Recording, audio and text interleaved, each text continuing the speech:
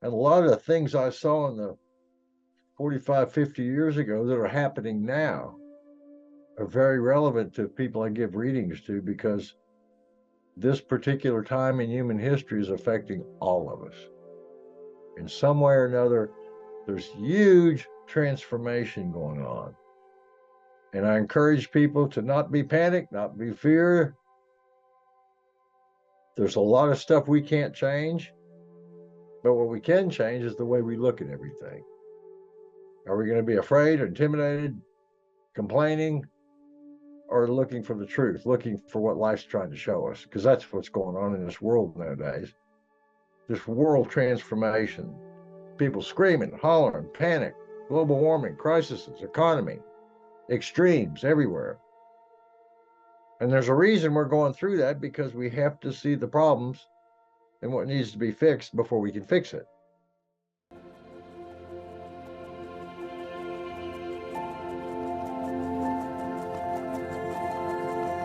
My name is Gary L. Wimmer. I'm 75. I've been a musician and a psychic most of my life, and had some pretty interesting experiences that I'd be glad to share with you folks.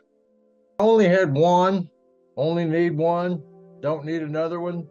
Yeah. It was intense and beautiful enough to show me what I needed to know, and to encourage other people to never fear death.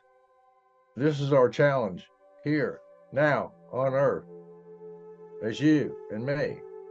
It's not when we go over to the other side, because we can't do anything about it except live a good life now. That's it. That's all we can do.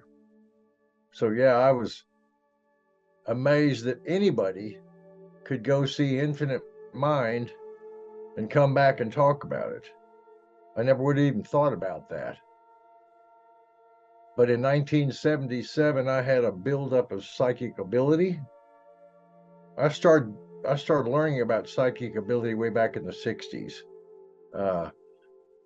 And I started practicing it in the early 70s. And in 1977, all of a sudden, it took off like a rocket.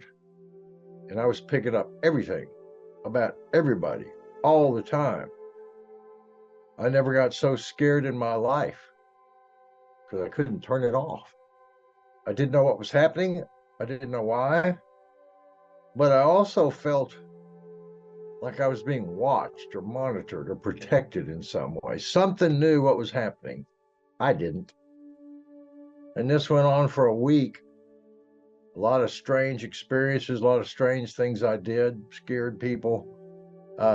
Was able to predict who was coming through the door, when the phone would ring, what this would happen, what people would be dressed like when they walked into a bar, because I could project myself outside. The problem is there was no neutral. I was either picking things up or I was looking out into the universe. For example, I would look at a complete stranger 2 blocks away, and I would think, scratch your head, and that person would do it. And then I thought, did I make that happen? Or did I know that was about to happen and just pick it up? And if I made that happen, what if I think car wreck? You know, I couldn't tell the difference between witness and creator. And that was a pretty strange feeling. I never had that feeling in my life. And on and on, I felt these monitors, some sort of spiritual guides watching me. And at the end of a solid week of this, I was scared to death, but also I felt so empowered. It wasn't normal. I couldn't just go about normal life. I couldn't just turn it off. I didn't know how. I didn't know what it was. But I was on January 31st, 1977. It built up to such an intense level that I was racing down a crowded street, crying and praying and begging the universe to help me. And all of a sudden, this big light came overhead. And I looked up, and it was beautiful, and it was warm, and my fear was gone. I looked all around at these people. They were watching me because I was acting weird. and they didn't even see this light, and I didn't care. I looked back at it, and then I saw these beings. And I said, "You're the monitors. You're the guardian angels been watching me." "Yes, yes, yes." "Do you trust us?" And I said, "Well, yeah, but I don't understand what's going on." "Shh. Do you trust us?" They asked me a couple times. Because I kept, wow. So finally I said, "Yes, absolutely." And within a second or two, I was hit head on by a speeding car. I didn't even feel it. I was outside my body, looking at my body getting tumbled over by the car. And then I forgot all about who I was. And I started going out like the picture behind you, outside all directions, moving out like a balloon, not like an arrow, like a balloon, all directions. The whole earth went inside me. I could see North Pole, South Pole, all around. Then all the planets, then the whole galaxy, then the whole universe. And I didn't even know who I was anymore, but it was a beautiful, beautiful voyage. And then I went through what people describe as a tunnel of light. It's pretty close description. It felt like that. And it was silver, beautiful silver clouds kind of going around, soft, comforting. Came out of that, and I ended up in this blue eternity. And I could feel immediately it was the mind of the universe, mind of God, the infinite mind. And I didn't feel like I was observing it. I felt like I was back home, was part of it. And this seemed to go on and on and on. And I felt this infinite creativity, and it had no bias. It wasn't white or black or good or bad or this side or that side, Republican or Democrat. It was infinite creativity. And there was two choices. Either it existed and everything can exist, or it wouldn't exist and nothing would exist. There's no in between. Nothing can be more powerful than this infinite mind. And what was interesting is at the very core of it was infinite love. And a lot of people who've had near-death experiences talk about that infinite love. And it's true. You can't imagine how infinite love created infinite mind that created everything we see and experience and touch, and every atom and every molecule and every thought, down to your hair and your ring, everything. But that's how it happened. Infinite love became infinite creativity. Then all of a sudden, I was separate from this.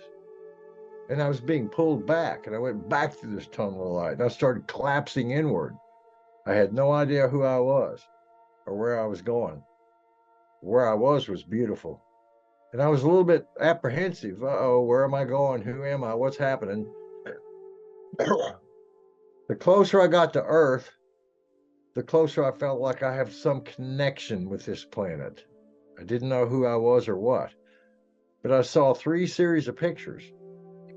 And the first, I put it in my book, first series of pictures was what we're going through now. This world transformation. People screaming, hollering, panic, global warming, crises, economy, extremes everywhere. And there's a reason we're going through that, because we have to see the problems and what needs to be fixed before we can fix it. So I saw all these pictures of 9/11 and COVID-19 and on and on and on. And hell, you can turn on TV and see it every day in live breaking news, It's an intense world. But we have to see everything that needs to be fixed before we can fix it. Then I saw some more pictures of us fixing it and being in the Aquarian age. And it's not a particular date. It may be 50, 100 years from now.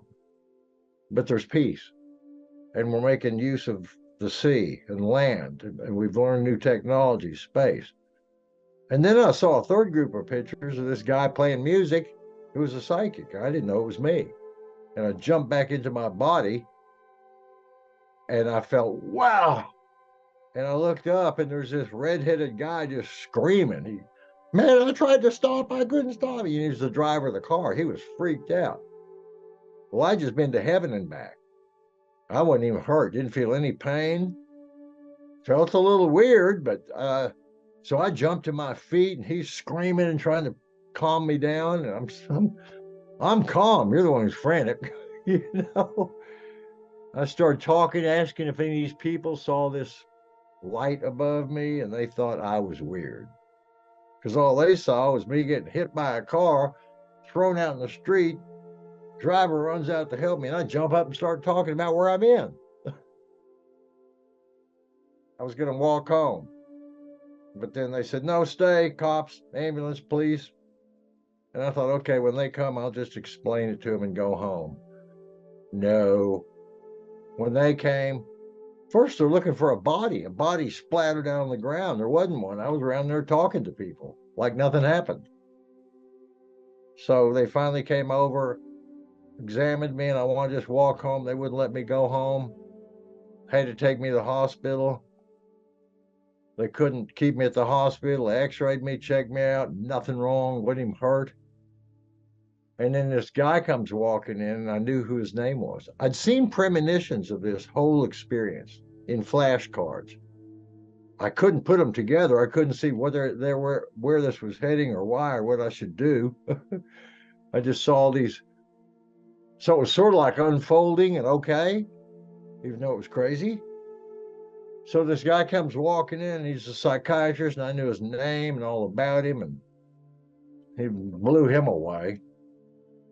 But he said, we can't just let you walk home. We're going to have to put you in a psychiatric hospital because, you just got hit by a speeding car and you didn't get a scratch, and you're talking about all, woo, it's way over our heads. And I thought, no problem. I wouldn't believe me. I wouldn't have. How can you possibly believe a story that I'm trying to tell these people about what happened and why I wasn't hurt and guides and I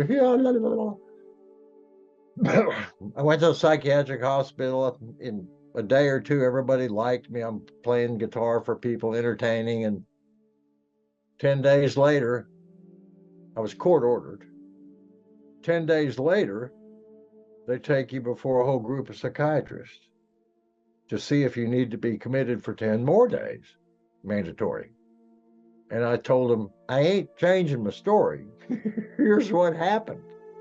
Now, you guys can believe me or not, but if you could explain to me how I got hit head on by a speeding car and didn't get a scratch, and there's 20 witnesses and cops and ambulance and police and x-rays, I'll listen.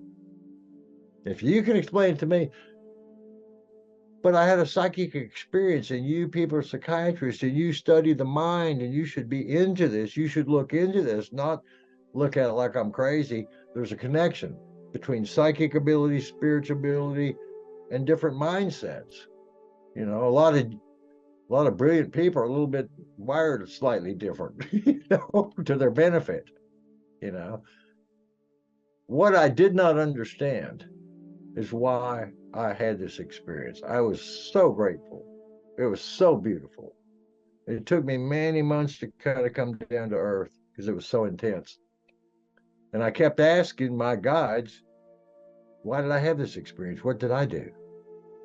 And about 8 months later, they informed me, they shot a message into my head at the same time, like movie credits rolling off. And I heard this deep voice, the same one that said, do you trust us? And they said, you got this experience because you always wanted to know. You're always asking questions. You're, from an altar boy and asking about God to studying spirituality and reading Edgar Cayce and Madame Blavatsky and all these psychics and spiritualists and learning how to give readings, they said, you are the one you wanted to know, and you could handle the truth.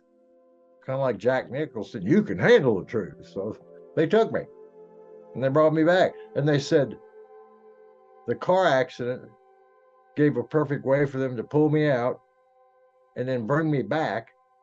But it would be so intense that I would need to be grounded. That's why cops, police, ambulance, I didn't get hurt, but I had to make sure that I'd stay on the planet, I guess, But I wrote about in my book, A Second in Eternity. It's on Amazon and Kindle, A Second in Eternity.